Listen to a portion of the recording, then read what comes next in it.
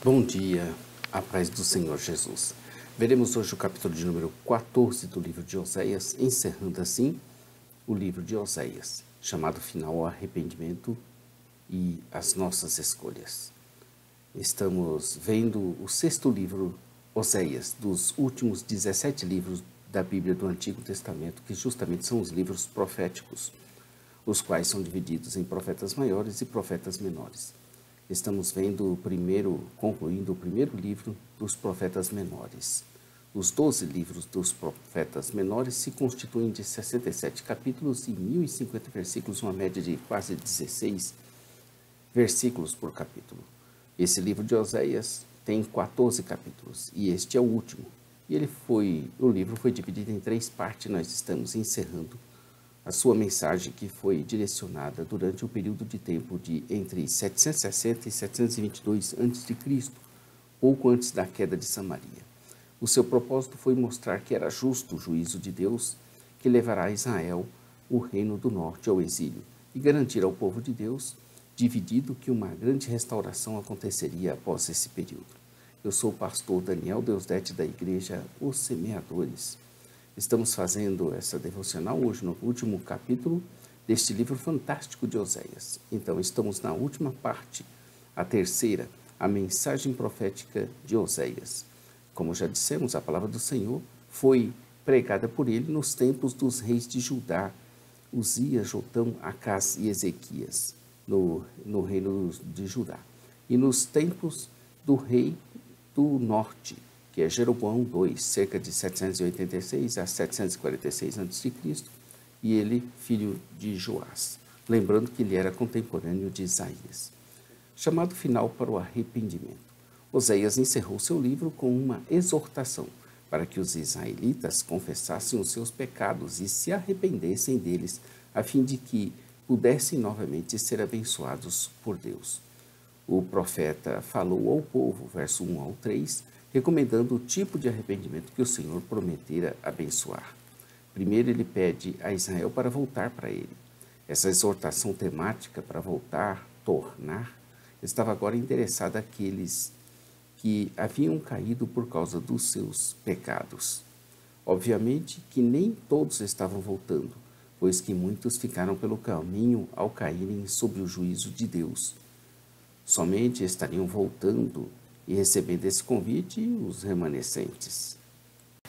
Terrível coisa é também nos aventurarmos por aí depois de termos conhecido ao Senhor e agora estarmos precisando de voltar para Ele. Mas sempre haverá da parte do Senhor seu amor estendido para nós. Da mesma forma também devemos ter essa disposição, o mesmo proceder com relação ao que conosco cometerem alguma falta. O mesmo tipo de comportamento de misericórdia que Deus tem para conosco, nós devemos ter para com o nosso próximo. Depois, verso 2, orienta até o que dizer e ainda sugere o texto. Uma redação precisa da confissão é dada nos versos 2b até o 3. Perdoa todos os nossos pecados, por misericórdia recebe-nos para que te ofereçamos fruto de nossos lábios. A Síria não nos pode salvar, não montaremos os cavalos de guerra. Israel deveria deixar de confiar na força política externa, no seu próprio poderio militar, na religião não ortodoxa e sincretista.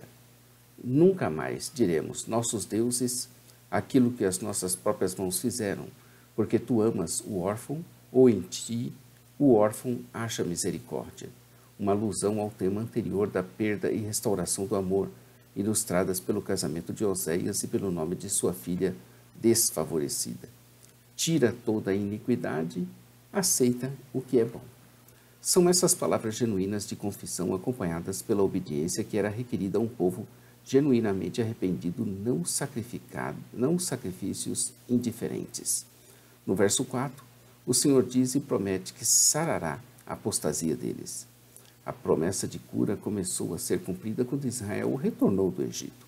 Continua também a ser cumprida em Jesus Cristo e na sua igreja. Nós somos essa geração que já dura mais de 2000 anos e estamos aguardando para breve. Assim, sempre assim, a volta prometida de nosso Mestre, de nosso Senhor. Por isso que dissemos sempre, Maranata. e será consumado por ocasião da sua segunda vinda. Então o Senhor prometeu que sarará a apostasia. Essa apostasia ou infidelidade, literalmente desvios, eram os caminhos tortuosos de Israel que seriam corrigidos quando a ira de Deus fosse satisfeita. Uma vez curados da infidelidade, ele voluntariamente os amaria, ou seja, nessa canção de amor, novamente ouvimos os verdadeiros sentimentos de Deus pelos seus eleitos. Essa promessa do imerecido amor de Deus exemplifica o que o Novo Testamento chama de graça. A graça afasta a ira de Deus e nos dá uma nova chance diante do Senhor. Nessa sessão, conforme nós estamos vendo na Bíblia de Estudo de Genebra, que você pode adquirir aqui na Semeadores, www.semeadores.com.br, transbordando com a linguagem do amor, metáforas coloridas são tiradas da vida das plantas e descrevem um Israel próspero, estável, renovado e vigorosamente sadio sob a direção de Deus, que estava ligado ao orvalho doador da vida. Deus diz que seria para Israel como esse orvalho de vida. Vejam as metáforas descrevendo o Israel amado e próspero.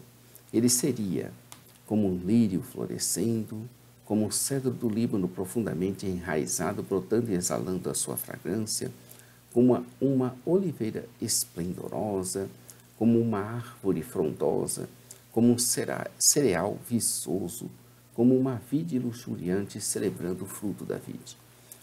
O que tenho eu com os ídolos? Ou o que mais tem, Efraim? Diz o Senhor a Efraim, o frutífero. Uma exclamação ou uma pergunta retórica, declarando novamente a total incompatibilidade entre Deus e os ídolos. Os ídolos nos tornam cegos e anulam em nós a legítima adoração em Deus. Isso vale não só para imagens de escultura, mas como as imagens que estão em nossa mente, ou outras pessoas que ocupam o lugar de Deus, ou mesmo dinheiro, ou mesmo qualquer outra coisa. Então os ídolos, eles nos tornam cegos e eles anulam em nós a legítima adoração a Deus. É muito cuidado com isso. Deus então diz que é como o cipestre verde ou o pinheiro verde, ou seja, como uma árvore reconhecida como símbolo da vida. Deus daria o fruto ao frutífero Efraim. Começa assim o capítulo. Volta, ó Israel, para o Senhor teu Deus, porque pela tua iniquidade tens caído. Esse é o apelo do primeiro versículo. E o último versículo desse livro de Oséias. Quem é sábio, para que entenda estas coisas, prudente, para que saiba, porque os caminhos do Senhor são retos e os justos andarão neles, mas os transgressores neles cairão. Encerrando assim o capítulo, o livro, uma pergunta. Esse epílogo desafiou cada geração de leitores da profecia de Oséias a considerar cuidadosamente os caminhos do Senhor. Todos eles apresentados no livro. Veja também Salmo 1, 18, verso 21, Provérbios 10, 24, 29, 30, Provérbios 11, 3, 12, 3, verso 5, verso 7.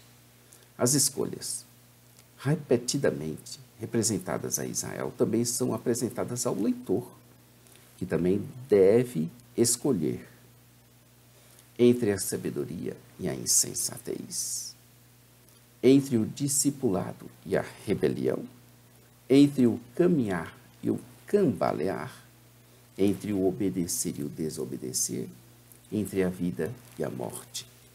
Decida-se. O homem sábio e prudente escolherá o caminho sempre da vida. Deuteronômio 30, versos de 15 a 20. Aí encerramos o livro de Oséias e amanhã começaremos com o livro de Joel. Fique com Deus, curta em nosso canal, inscreva-se no nosso canal. Conheça o nosso blog e site Jamais Desista, onde a parte escrita da narrativa está toda lá. Nossa loja virtual, semeadores.com.br. Lá você encontra todo o nosso material, literatura, livros. Nosso programa de rádio às 8h30. Momento Missionário, radio.semeadores.com.br. E às 15 horas no sábado nós temos esse Momento Missionário com o pastor Johnny Ramos. A todos um bom dia, fiquem com Deus. Maranata, ora, ora, vem, Senhor Jesus. Deus abençoe sua vida, sua família e seu ministério. E até amanhã com o livro de Joel. Amém.